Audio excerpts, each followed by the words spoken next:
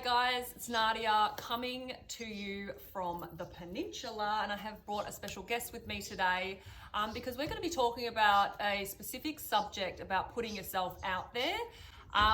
So Saskia, do you want to introduce yourself? Hi, I'm Nadia's sister, and my name's Saskia, and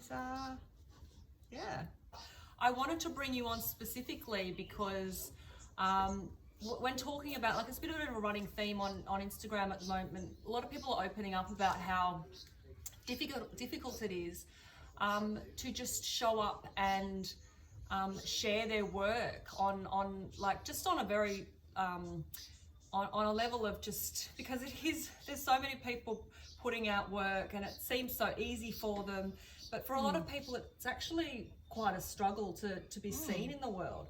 Do you want to talk a little bit about your experience with that? And sure. Well, as a creative, I mean, it is a vulnerable thing to create work. It is something that, a lot of people who are artists probably struggle with. And I guess for me, in the last few years, I started putting my art out there, and initially I was absolutely terrified. I actually just wasn't putting my art out at all because I was really fearful about what people thought, how it would be received, being judged and not being good enough, having the artist like an imposter syndrome, all of these sort of big one.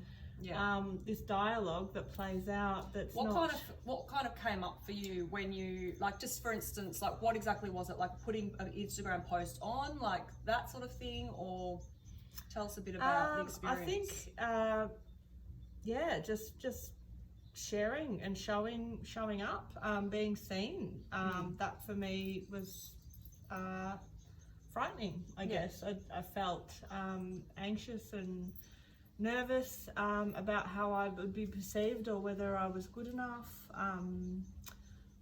All of this sort of self-talk or self-limiting beliefs that would just come bubbling up. So initially I just was frozen with fear and terrified to share anything. And it's interesting how primal that fear is. We were talking about it yesterday.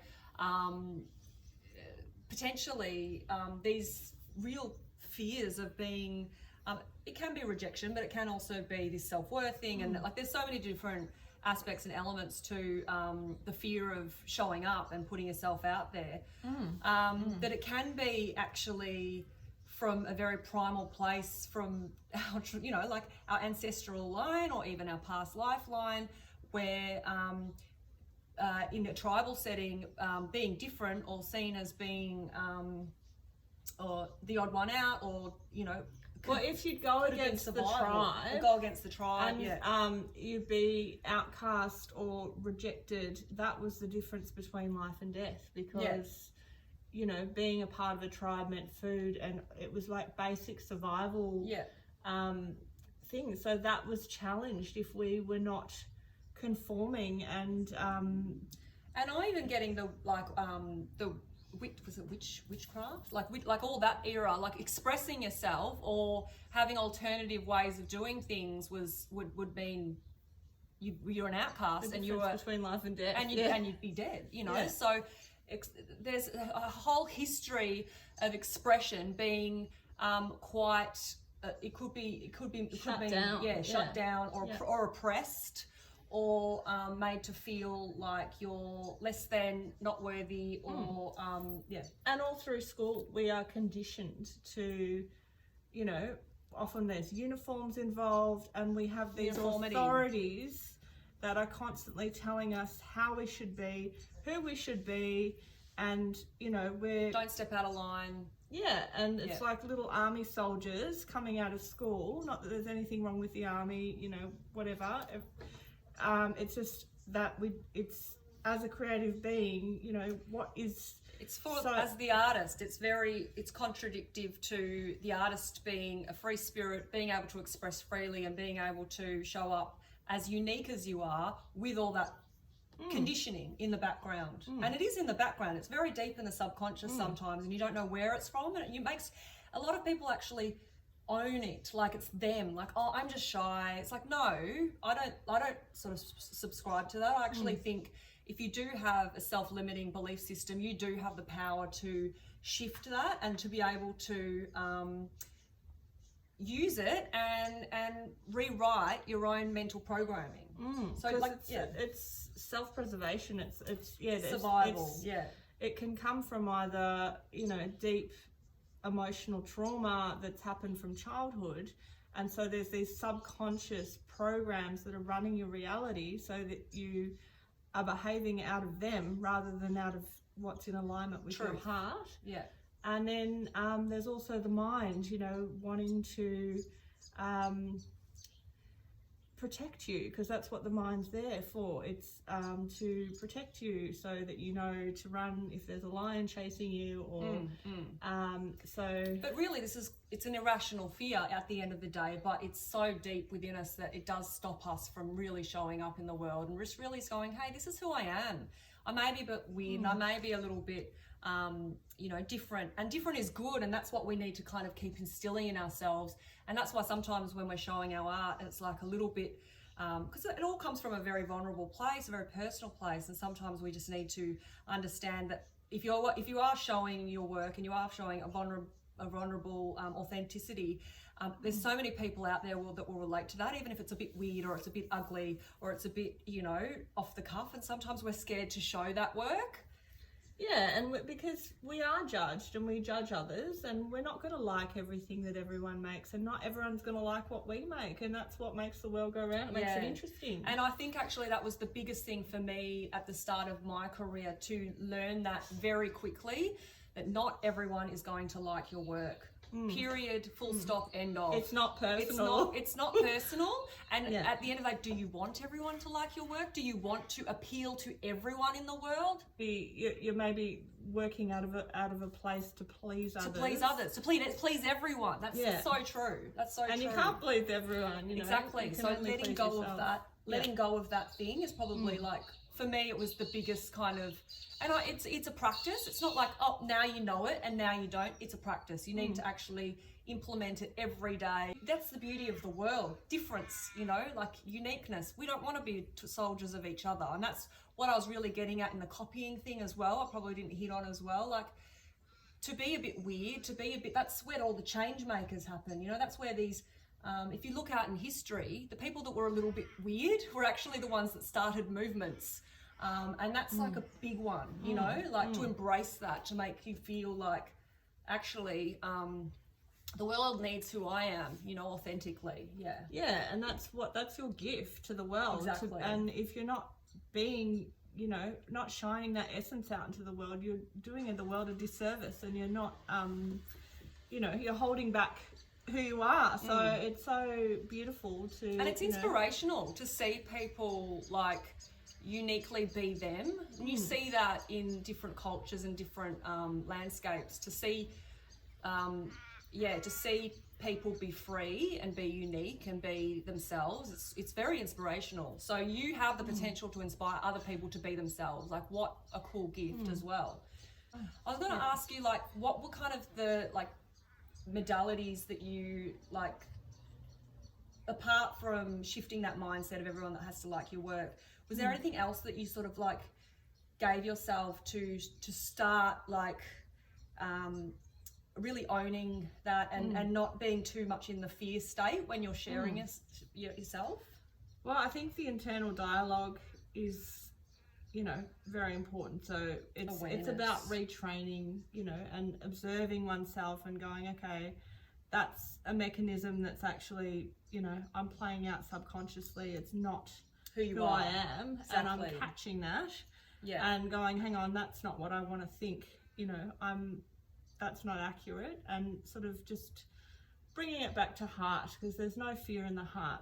Fear is a product of the mind, and it's often irrational, coming from other, you know, aspects of life. So just doing that, I think, and just taking action, like small steps, even just, you know, if you're afraid to put up your website, which it took me ages, I just popped it up, and it was too much for me to do a big launch and everything, because I was nervous about it, and it was just cause me anxiety. So Yeah. I just thought, well, I'll just pop it up, and then I'll just start slowly mentioning it, and you know, bringing it more into focus. So I think, you know, there's different ways you can go about it, but it's about taking those little action steps, or you know, just unpacking those fears and seeing them from what they are, you know. Firstly, it's about awareness, like you said, and about observing the state, like knowing that the fear's there, not owning it as your own, like, oh, that's just who I am. No.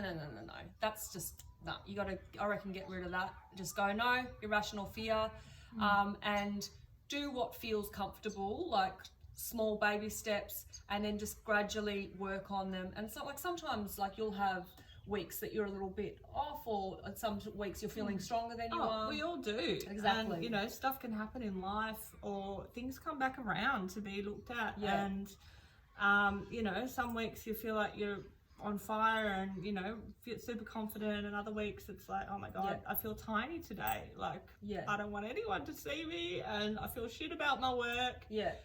And we all have those days. Everyone's at different stages and different levels, and the comparison thing, like that even catches me sometimes, because we don't know everyone's full history, and you know, like, and also with that, like, I've got to keep reminding myself, I've had an art journey, and all that pain and all that struggle is actually helping me with these art chats, and it helps me actually understand myself. The struggle is always a gift. There's a gift in there somewhere. So like, so it's important not to, going off subject a tiny bit, but comparison is one of those ones, you just look at a picture and you're like, oh, they got that competition, or they did that, or they did that. And you don't know, you know, and you immediately think, well, I don't have that. Well, that, you know, like, go on, take it away. I mean, if you're comparing yourself, that can be another block to putting yourself out there and to being seen. So, and the truth is that we are all unique. So, and you know, the more we judge others, the more we are judged. Like, whatever we're putting out there, we're going to get back. So, and we're all at different stages, and it is a perception as well. The way we view everything. Is. And I mean, you're a bit further along in your art journey for me. So I could be like, oh, look at my sister, and I'm so happy how she's going, but I could be like, poor me, why aren't I doing that, and why aren't I, you know? But no, every seed blooms when it's meant to, and it's my unique journey. We're all on our own path, and you know, we're going to be guided down completely different ways, you know? So it's all relevant, and you know, any sort of comparison's really going to just rob you of your joy, because at the end of the day, it's not real. You can't compare two unique things. Yes, exactly. So guys, that's really it. I think it's first important to understand that we're all at different stages. We're all here having this unique experience, and we're so worthy of having our art seen, and having our sharing our experience. And it's completely fine if you never want to share anything at all. That's totally fine as well. You know, it just depends on what intentions that you set out there, and what you want from life, you know. And you can change things if you want to. And always bring it back to self, because everything that's outside of you is the reflection. So the more you can't change anything in the world, you can only change yourself. So the more you change yourself, that'll be reflected out there in the world. So, and it's a gift. And if you are working on yourself, especially just being aware, that awareness key, you know, the awareness is the key to change. So and you can, and just be empowered by that. You know, you aren't all of your trials and rejection. You aren't just, you know, you don't have to own all of that, you know, and you do have the power to change. So with that, I'm going to say goodbye from the peninsula. It's been really cool to chat with everyone. Hopefully I'll do a few more interviews like this, where I can bring people in that's had different experiences, because it's not all about my perspective. I know everyone's had a different journey to me, so it's really cool to be able to chat and talk about that. Thank you, Saskia, for joining me today. Thanks for having me. We're going to get out there. We're going to go to boogie boarding today. We might have a beer or two. Do whatever you need to do to get back to you, and I'll see you next time. Bye.